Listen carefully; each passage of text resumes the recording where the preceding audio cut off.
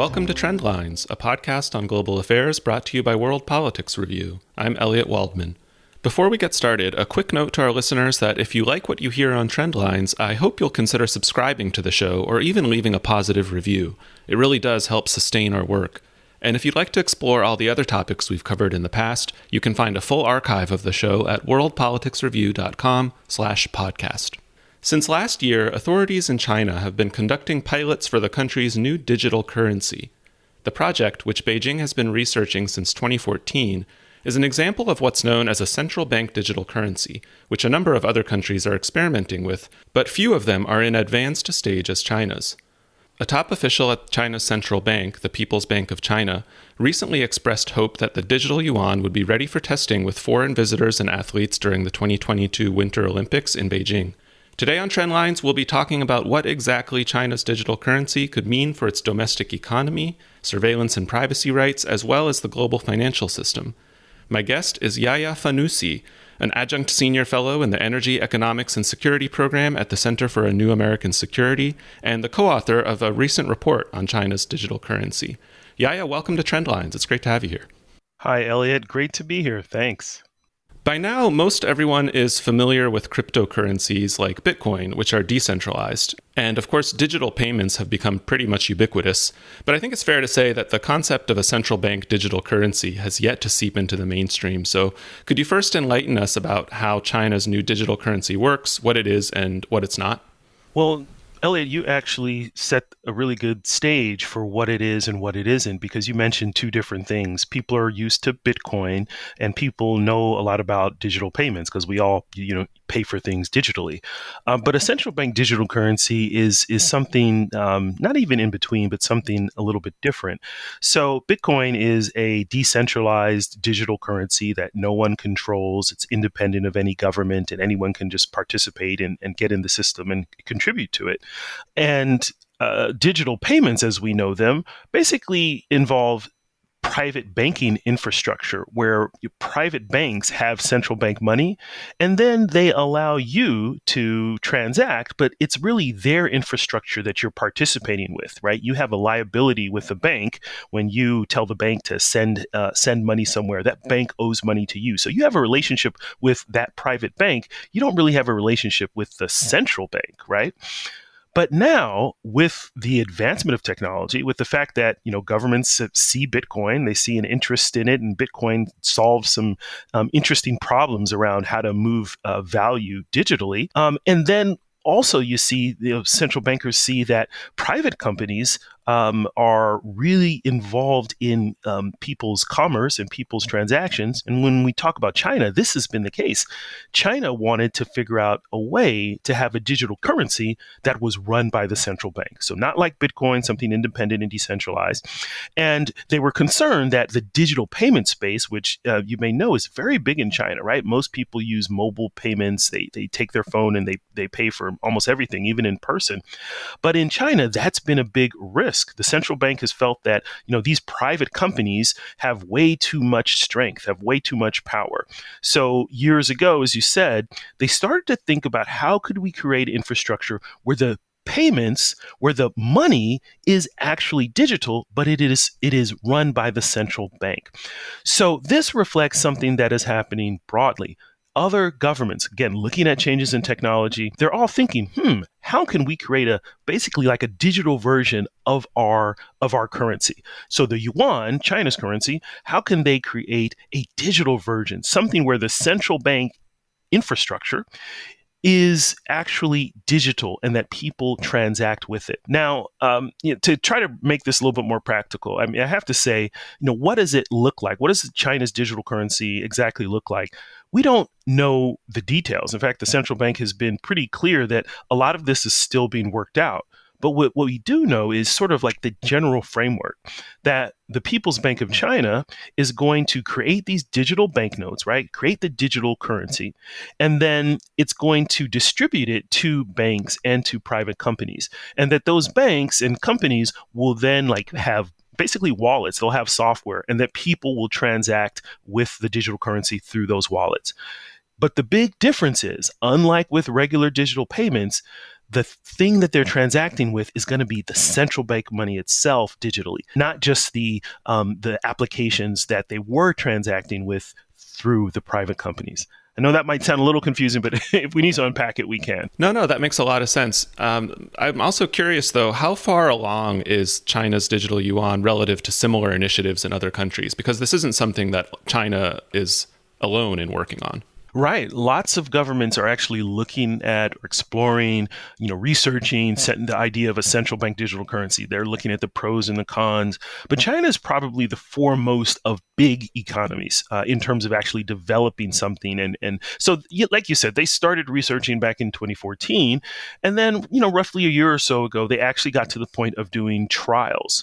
What they've done over the past several months is they've actually picked certain cities and they've distributed this digital currency via a lottery system to just certain citizens, and they've given them the equivalent of, let's say, $31 in digital, in the digital yuan or digital renminbi. And they have actually just done these trials, and I think millions of dollars worth of this currency has transacted over the past few months. They've also done things where, like, let's say they've taken certain municipal government workers, and they've allowed them to get some of their salaries paid in this digital currency. So several trials, several cities, I think it's maybe, half a dozen or more cities that are participating. So I'd say relatively far along, but the key milestone that China is looking at is the 2022 Winter Olympics. They'll be held in Beijing next February. So in less than a year, the government is saying that they would like to roll out more of this digital currency by then. Not that it'll be out universal, but that's certainly a milestone that they're looking towards. I believe I've read some testimonials of people who have been selected for this lottery, that program that you mentioned, and they've actually said that it's actually pretty easy to use and that they like the utility of it so far. Yeah, I think so. And probably because it's probably not that different than mobile payments that they're already using. Since most people in China, they're not using cash that much. They're already using digital payments. So it's possible that for them, it doesn't make that much of a difference. But for the central bank, it makes a big difference, because one reason why this is so different, right? Because you wonder why, if it's not so different for the consumer, why would the central bank, want to do this? Why would other central banks want to do this? Well, the reason is it's really about data. And there are a couple of ways to look at this. One is, maybe a very positive way, and one is a little bit more cynical. When you have a central bank digital currency, if you're a central bank, what this means is that if you create the currency and then as people transact, you actually can observe the data. You can, have insight as to when people are spending, what's happening, how much is this currency circulating, what happens when you do something in the economy, when you, implement a certain monetary policy, how does that change consumer spending? The data is with you because people are using the currency that's sort of connected to your infrastructure. In today's digital payments, that access doesn't exist. If, let's just take a U.S. example. If, Bank of America or Square or Venmo, right, all of those transactions are happening, and the government here in the U.S. doesn't have access to that data immediately, right? There's sort of a multi-layered process where companies would report spending report back to the government. So in China, this is going to allow for a lot more collection of data, which goes with the Chinese government's desire, the Chinese Communist Party's desire to have a more data-driven economy, to collect more data and to use it for monetary policy, but to also use it for analysis and even surveillance, I'd say. It's incredible to think about, because China is already such an advanced surveillance state, probably the most advanced in the world.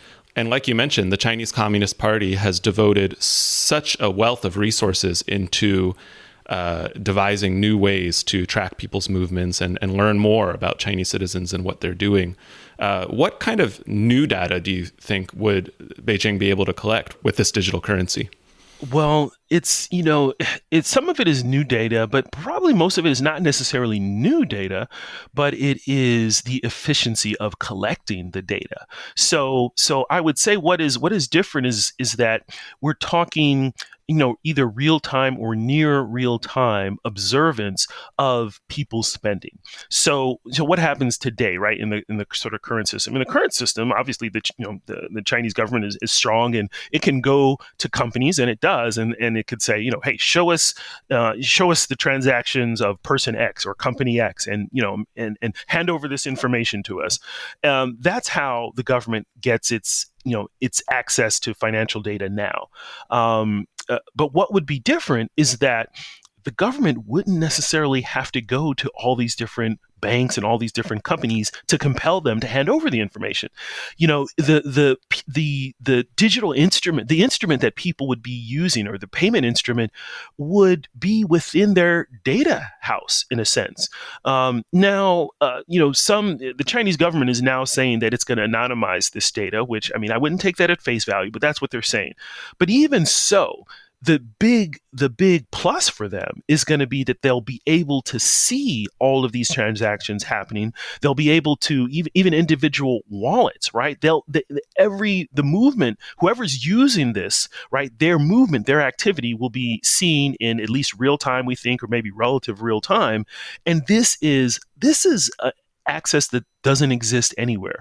As much as people think about Big Brother and they think that they're always being watched by their government, honestly, though, technologically, it's just not possible for governments to track everyone's digital payment in real time, because the infrastructure is set up in such a sort of, bifurcated way. So this is a huge sort of wall breaker, or barrier breaker in terms of collecting financial transaction data. And one thing I should probably also mention is that, what this also does is it gives, I think, the Chinese government more levers to pull, because, if the government has access to this digital currency and can kind of, it's sort of held with the central bank. I mean, you're transacting with it, but it's really a central bank instrument that you're holding and that you're transacting in. If you think a few steps in advance, I think what this means logically is that the central bank it would be easier for the central bank to turn off access to that. Right now, the government has to go to companies and say, okay, block off this person, close their account.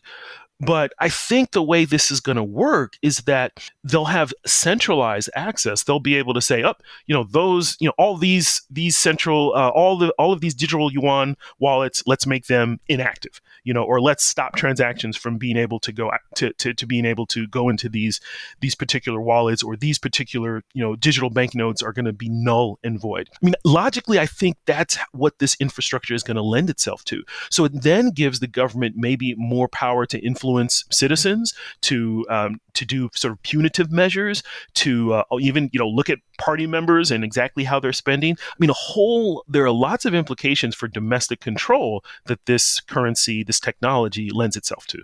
It's so fascinating to me because it wasn't long ago that digital payments and digital currencies were being viewed as maybe one of the best tools to fight corruption in the world, given that with each payment, there was a digital footprint that could be traced. And so unlike cash transactions, it was possible to track down bribes. But I don't remember anyone at the time saying, hold on a second, let's take a step back and imagine what might happen if one centralized authority is able to collect and monitor all of this data at the same time around people's payments.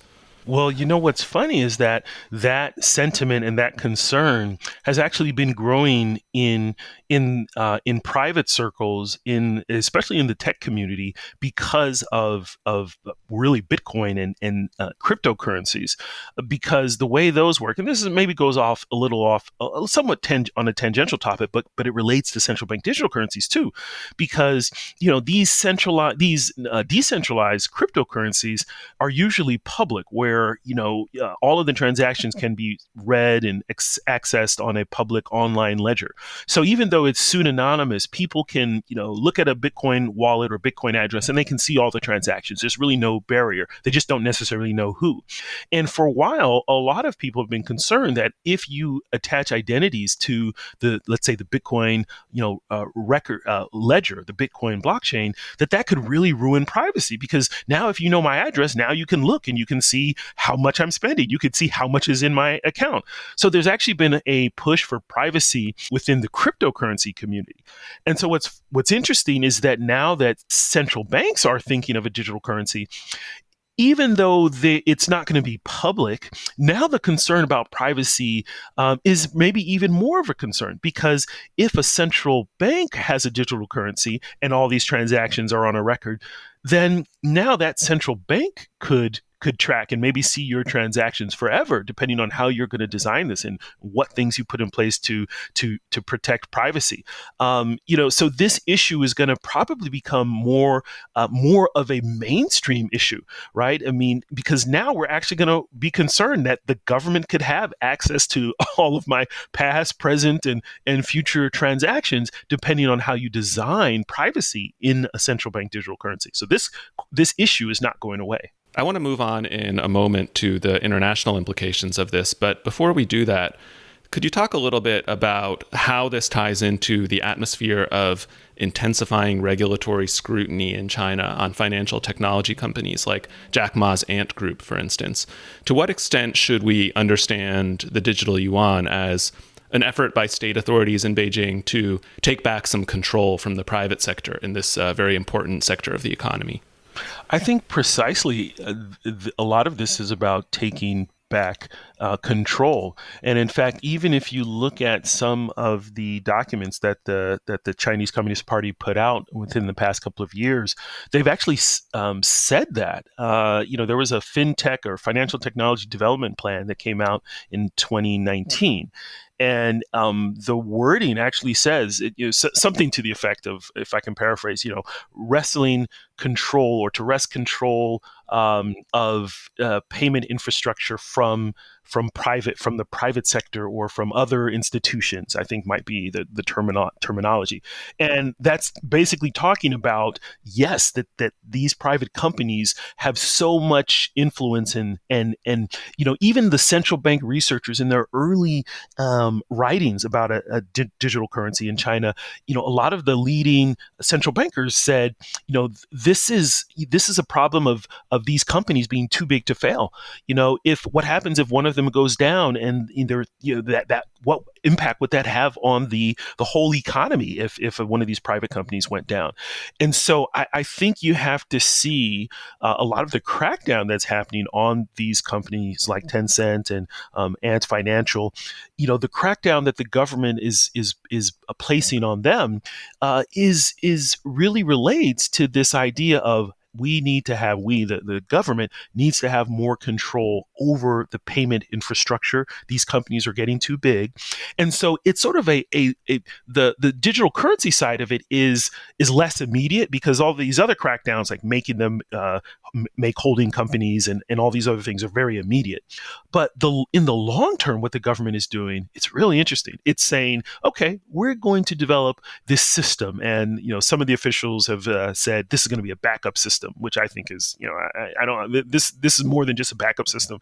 But they're saying that we're going to develop this digital currency system so that there's this alternative rail that the state has more influence in. It's going to be state infrastructure. But the thing is, they don't want to cancel out the private companies. What they're trying to do is actually use the private companies. So they still want Ant Financial, they still want Alipay and WeChat. They still want those apps and the private banks to be operating, and they want customers to be using them. But now what they want is they want those apps to hold this new digital currency. So to use their infrastructure, the central bank's infrastructure, maybe alongside, the traditional infrastructure. They're not going to get rid of the old ways of transferring funds, but they're going to offer this new way. And my thinking, this is a bit of speculation, but I think they're going to incentivize or push companies to use the digital currency in their applications and make more incentives for that. So yes, it's all a part of the Chinese government looking to place itself within the economy more than it has been. Moving on to the global dimensions of this, there's been some pretty anxious commentary from experts here in the US about the challenge that China's digital yuan could represent for the dominance of the US dollar in the international financial system.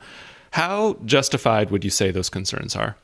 Those concerns are justified to consider as something we need to, I think, study and assess. And they are maybe more legitimate in the long term if we think about some worst case scenarios and how U.S. financial power could perhaps be dwindled. But they're not. They're overblown, I'd say, in the short term. And the reason is that the attractiveness of a currency is not fully based on the technology in which it's delivered. China's currency currently is, it's not in the top, five of desired currencies for international transactions, right? It's in the bottom half. It's in the bottom half of the top 10, and there are lots of reasons, very important, relevant reasons for that. I mean, one of them is just the Chinese government's control of capital, and that if you hold, Chinese money, it's not clear that you'll be able to move it as freely as you would like compared to the dollar, right? So there are all these other political and structural factors, right? Structure in terms of the how money markets work that don't change just because you have a new digital currency that's of a Chinese denomination, right, or of Chinese fiat origin. So I don't think that this is going to displace the U.S. dollar, or that it's going to make China sort of impervious to U.S. sanctions. I mean, the sanctions question is really key, and you have to understand that the reason why U.S. sanctions work is because the U.S. has influence in global markets, in the banking system, and that any financial institution, if it wants to have access to the US dollar and wants to have access to US correspondence banking, it has to sort of cater to US sanctions. It has to say, okay, you're not going to bank these people that we designate. And even if there's a new digital currency that China controls, it does not it doesn't make these banks not want to have access to the US dollar. So the dynamics of sort of financial power don't change just because you have the digital currency, not in the short term. And if there is going to be a long-term issue or long-term risk, there would have to be other huge economic or geopolitical factors to shift. It's not going to be the currency technology itself.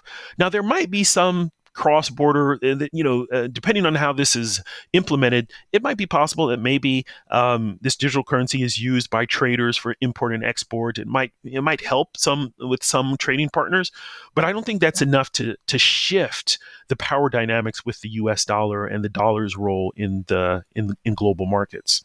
But it sounds like maybe there is an element of worry about the prospect of this being used to evade some sanctions, maybe not on a huge scale like what you were mentioning, given the fact that most transactions still have to be routed through aspects of the financial system that are controlled by the U.S.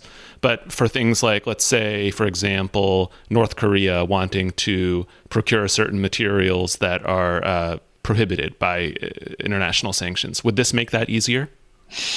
Yeah, I think maybe the jury's out in terms of if it would make it easier. I mean, because the counter argument to that is North Korea actually does a lot with moving through Chinese banking or through the support of regular Chinese banks. So would it make it easier? I don't know, because there would still be the similar pressure from on those banking institutions, even if they're going to use the digital currency. Those banks still want to have access to the U.S. dollar. So it's hard to say. There may be. I mean, I still think the issue there is long term, because the question is, do other countries want to use China's new digital currency more in the future? Now, if there's more buy-in to the digital currency, if you do see this become the way that people around the globe want to transact, then I think it's going to be more advantageous for a country like North Korea to use it. But I'm just not so sure in the short term it's much of an it's going to be that much of an value add for sanctions evasion. But I'll say this, right? I mean, I don't want to just poo-poo everything about the short-term risk. I mean, here's where I think the short-term risk actually is. And it's the reverse of what we think in terms of economic measures. I think the short-term risk is actually what China could do to foreign companies as retaliation against them or against their governments. So let's take an example. A few weeks ago, H&M Apparel, this Swedish clothing manufacturer, clothing store, was retaliated against in China because H&M had previously posted a statement on its website, basically saying that it was no longer going to fund cotton coming from the Xinjiang region where the Uyghurs are, the autonomous region. And, this is, of course, a controversial political issue for the Chinese Communist Party. And so a few weeks ago, certain actors took action in China, and they started to basically delist or they delisted H&M from certain platforms. So like the search engines where you would go, the e-commerce sites, they took H&M off of those sites in China. Those GPS apps took H&M off of their platform. So if you were using the Chinese version of Uber and you wanted to go to an H&M store in Beijing, it said a destination not valid. This was retaliation because of what H&M had did. I think if the Chinese digital currency actually gets used, it would then allow the central government to more easily retaliate against foreign companies. It could say, okay, you're gonna support Hong Kong protesters, or you're gonna make a statement that we don't like. All right, your digital wallets are gonna be null and void until you change your policy or you come up with an apology for what you said. And so I think that's actually more realistic, that this would give China more leverage in the payment space, because then payments would be more vulnerable to the central bank's pressure and the government's pressure. It sounds like what you're saying on a global scale is basically that the factors that could determine whether the digital currency displaces the dollar in terms of the global payments infrastructure is pretty much the same as that would determine whether China's current currency, the regular renminbi or the yuan, gains supremacy, which is basically that the dollar could fall out of fashion for whatever reason, the economic decline of the U.S., relative rise of China on the other hand, things like that. Is that correct? That's absolutely it. It's, you have to realize that, reserve currencies and sort of the global monetary system doesn't change, lightly or easily, right? The last time that it, the previous shifts, I mean, if you think about after World War II, yes, the U.S. was on the rise, but there was a huge geopolitical shift with the U.K. Declining, especially with World War II, right? That was a huge economic and political shift that had happened. And, it's these sorts of things that we would have to, I think, look out for. All those other things that you mentioned, knowing that at the same time, the technology piece probably would fit into it. So if there is some sort of great economic shift or great geopolitical shift that happens, it's quite likely, and if it's in China's favor, it's quite likely that this fintech innovation is going to play a part in what's next, right? So I wouldn't discount the role of this technology, but this technology is not by itself going to create that shift, I don't think. Could you run through some of the policy recommendations, or perhaps just the most important ones that you have for the U.S. in terms of what this all means? I know that you got into this a little bit in your report that you co-authored with your colleague from CNAS, Emily Jin. So maybe you could tell us a little bit about what you see as being the best response from the U.S. government to this. Well, there's a few things. I mean, one is a bit about messaging. I mean, there are lots of different levels. I mean, if one position, and this might seem to be maybe more of a hawkish position, but I think this you could sort of massage this. Is that there needs to be good messaging on the part of the U.S. about what this all means, because other countries are looking at central bank digital currencies, and they're looking at this new. They're looking at China's digital renminbi, and they're thinking about, should they access it.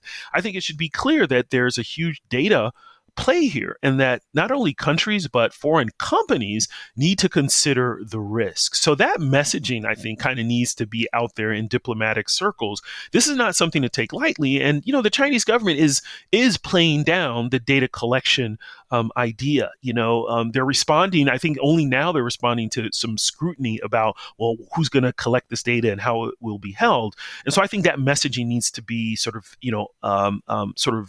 emphasized in international forums. But then there's the other idea of, well, so what should the U.S. be doing?